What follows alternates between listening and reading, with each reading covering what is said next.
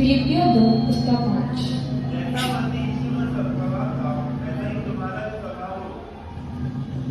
जैसा कि मसीह यीशु का स्वभाव था वैसा ही हमारा हो। यहाँ हमसे कहा जा रहा है, पौलुस कह रहे हैं हमसे, जैसा मसीह यीशु का स्वभाव था वैसा ही हमारा हो। तो मसीह यीशु का स्वभाव किस प्रकार था? जैसा कि हमने प्रमुख वचन में देखा, मुझसे सीखो क्योंकि मैं नम्र और मन में दीन हूँ। तो हम यहाँ पर जानते हैं कि मसीह यीशु का स्वभाव किस प्रकार था। वो नम्र थे और मन में दीन थे।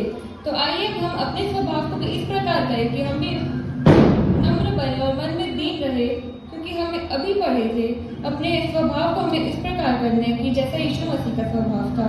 आइए हम एक और वचन निकाल लेंगे जो कि पाया जाता है 2 कुरिन्थियों 12 उसका 9वीं आयत। तो पढ़ने में मेरी सहायता कर दें।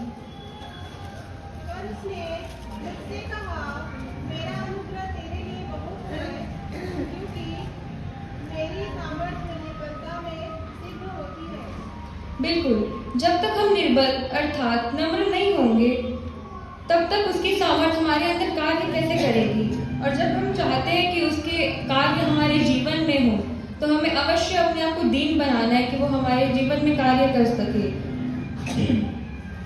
और अब हम जब चाहते हैं कि उसकी कार्य हमारे जीवन में हो तो बिल्कुल हमें अपने आप को दीन बनाना है और अपनी महिमा के लिए कोई भी कार्य को नहीं करने, क्योंकि हमें उससे कोई लाभ नहीं होगा।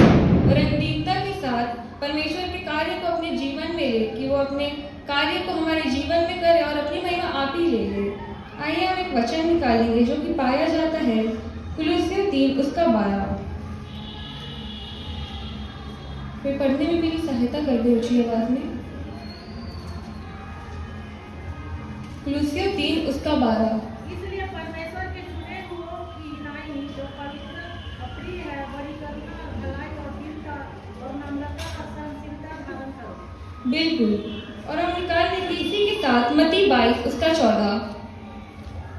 कोई इसे भी पढ़ देंगे।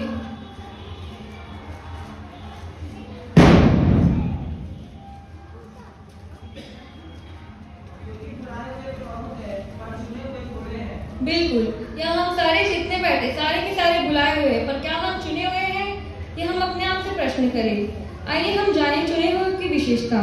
जैसा कि हमने कुलुस्सियों 3 में पढ़ा कि उनकी विशेषता में वो पवित्र होते हैं, वो प्रिय होते हैं परमेश्वर का, साथ ही साथ वहाँ पर ऐड है कि वो दीन और नम्रता से भरे हुए होते हैं। तो अब जब हम जान चुके हैं कि चुने हुए लोगों की विशेषता ये है कि उनमें नम्रता और दीनता होती है, तो अब हम जान चुके हैं कि चुने हुओं की विशेषता ये है, तो अब हम इसे अपने जीवन में लाए और चुने हुओं के समान बने। आइए मेरे साथ एक वचन और निकाल लेंगे जो कि पाया जाता है इफिसियों 4 उसका 1 और 2 में। और कोई इसे पढ़ने में मेरी सहायता कर दें।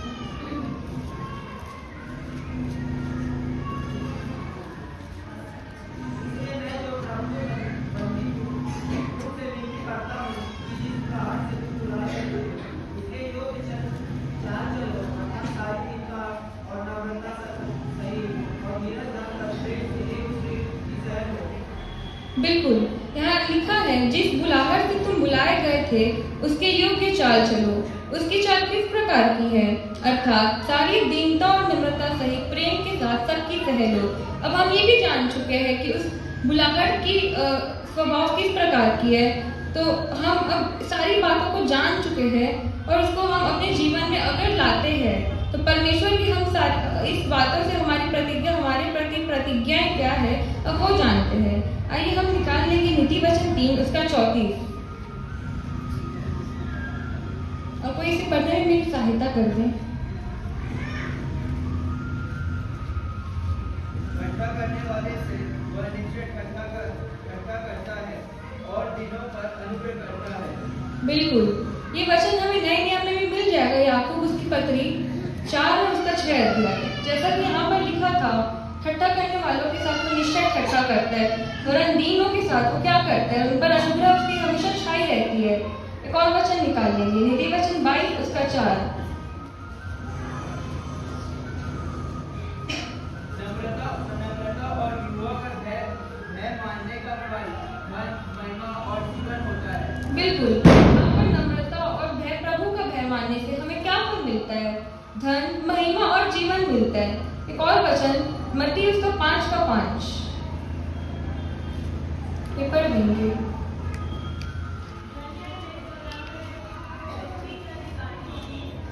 बिल्कुल, यहाँ पर परमेश्वर अगर हम नम्र बनते हैं तो वो हमें पृथ्वी का अधिकारी ठहराता है।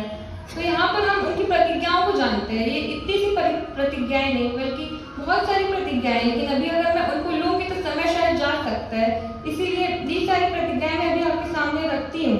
और अपने वचन के माध्यम से मैं एक प्रश्न, बहुत सारे प्रश्नों को आपके सामने रखती हूँ कि ये सारे वचन जानने के बाद हम अपने आप को परख कर देखें, अपने व्यक्तिगत जीवन को जांच कर देखें, क्या अब हम उन चुने हुए लोगों के समान हैं? क्या हम परमेश्वर की राह पर चलते हैं जिस प्रकार हमने देखा उनकी इच्छा को? आइए हम एक वचन निकालेंगे कि परमेश्वर की इच्छा हमसे क्या है। मिका 6:8 तो पढ़ लीजिए। मिका 6:8 हे मनुष्य, वह तुझे बता चुका है कि अच्छा क्या है और वह तुझसे इसे छोड़ और क्या चाहता है कि तू न्याय से काम करे और कृपा से प्रीति रखे और अपने परमेश्वर के साथ नम्रता से चले। बिल्कुल, हम यहाँ पर परमेश्वर की इच्छा को जानते हैं। वहाँ पर आखिर में क्या लिखता है? परमेश्वर के साथ कैसे चले? नम्रता के साथ चले। तो यहाँ पर भी परमेश्वर की इच्छा में नम्रता शामिल थी। तो अब हम आइए अपने जीवन में उस नम्रता को लाएं और परमेश्वर के साथ चले इस नम्रता के साथ। मैं इन प्रश्न के साथ अपनी बात को समाप्त करती हूँ कि क्या हमारे जीवन में नम्रता है और क्या हम उन चुने हुए लोगों में से हैं? आप सबों का धन्यवाद। इस वचन के द्वारा परमेश्वर हम सबों को आशीषित करें।